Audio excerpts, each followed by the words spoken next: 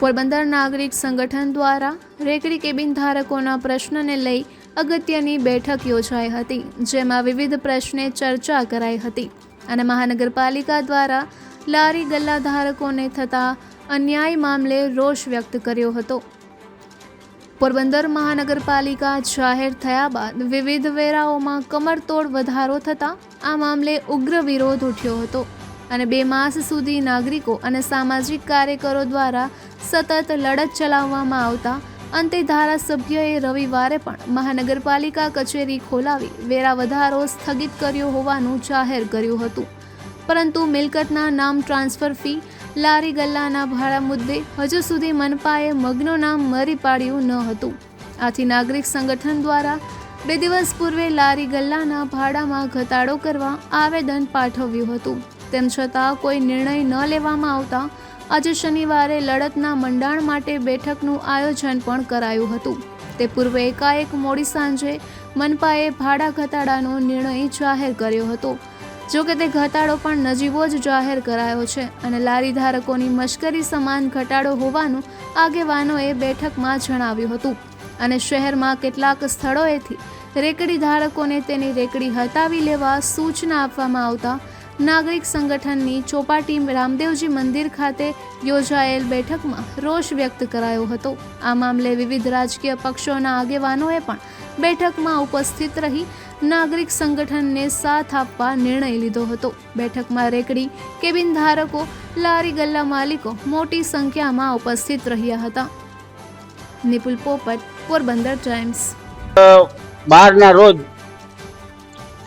પોરબંદર નાગરિક સંગઠન દ્વારા પોરબંદરના નાના માણસો, લારી ગલ્લાવાળા, પાથરણાવાળા, શાકભાજીના ફેરિયાઓ વગેરેની એક મિટિંગ રામદેવજીના મંદિરના સાનિધ્યમાં રાખેલ હતી અને આ મિટિંગમાં બહોળી સંખ્યામાં ઘણા લારી ગ્રાહકો અને ઉપસ્થિત રહ્યા હતા અને નાગરિક સંગઠનના તમામ હોદ્દેદારો એટલે મીન્સ કે આમાં બધા સભ્ય જ છે, પણ તમામ પક્ષના લોકો પણ આમાં સપોર્ટ માટે, નાના માણસોનું કામ કરવા માટે હાજર રહ્યા હતા.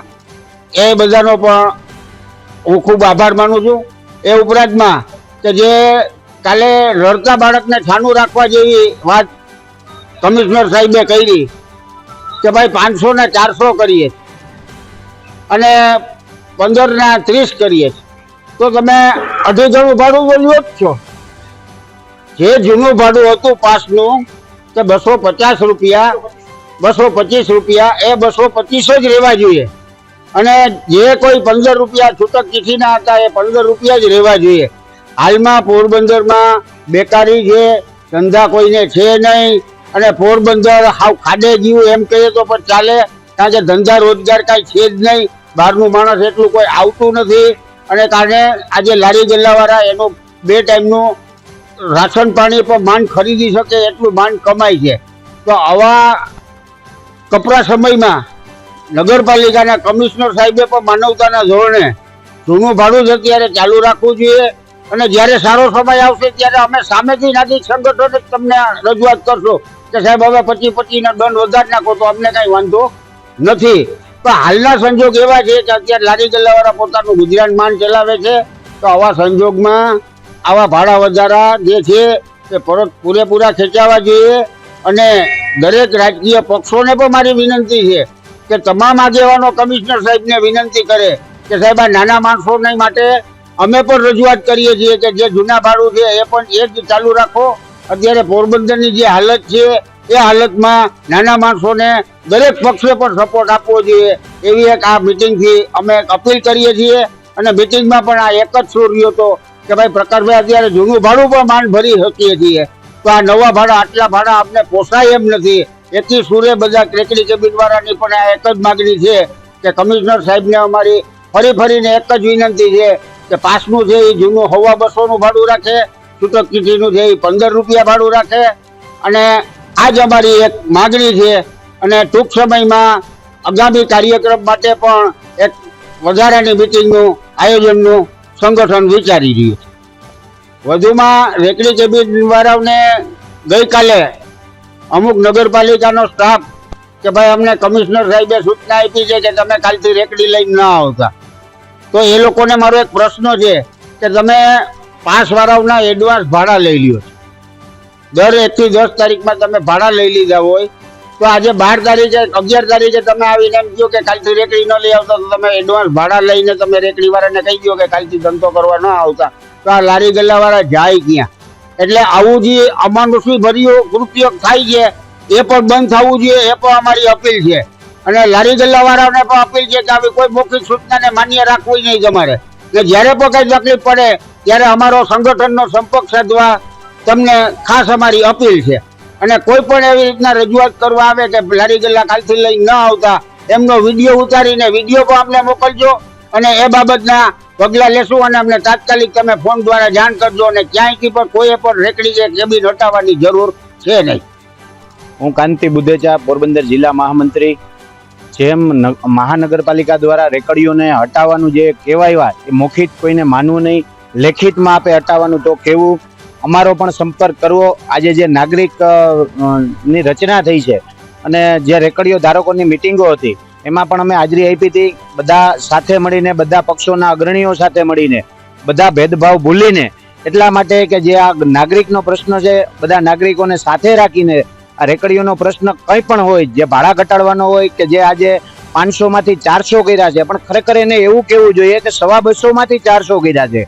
તો આ 250 જે માગણી છે એ રેકડીઓ વાળાને 250 કરી દેવા જોઈએ અને ક્યાંય કોઈ ન નડતા હોય એને ન હટાવે અને ત્યાં એની રોજીરોટી કરાવે. એનું કારણ છે કે પોરબંદરમાં કોઈ ઉદ્યોગો છે નહીં. આજે રેકડી અને નાના વેપારથી જ આ પોરબંદરમાં ચાલે છે. તો એને એના પેટનો ખાડો પૂરવા માટે, એનો પરિવાર ચલાવવા માટે ત્યાં ને ત્યાં રહે કાં અમારો રેકડી ચાલક કંઈ અમારો સંપર્ક કરે અથવા કે જે અહીંયામાં નાગરિક સમિતિ કરી છે એમનો સંપર્ક કરે તો અમે રેકડી ધારકોની સાથે છીએ. રેકડી અને કેબિન ધારકોની આજરોજ જે મિટિંગ મળેલી હતી રામદેવજી મંદિરમાં નાગરિક સંગઠન દ્વારા, એમાં રાજકીય પક્ષના પ્રતિનિધિ તરીકે પણ સામાન્ય નાગરિક બનીને અમે જ્યારે ઉપસ્થિત થયા ત્યારે ઘણા બધા રેકડી ધારકોના પ્રશ્નોને સાંભળ્યા, બધાએ મંથન કર્યું અને ખૂબ વિચાર વિમર્શ પછી જે નિષ્કર્ષ ઉપર આવ્યા છે, નિષ્કર્ષ એટલો છે કે પોરબંદરમાં કોઈ ઉદ્યોગ નથી, પોરબંદરમાં રોજીરોટી ચલાવવી એ બહુ મુશ્કેલ કામ છે.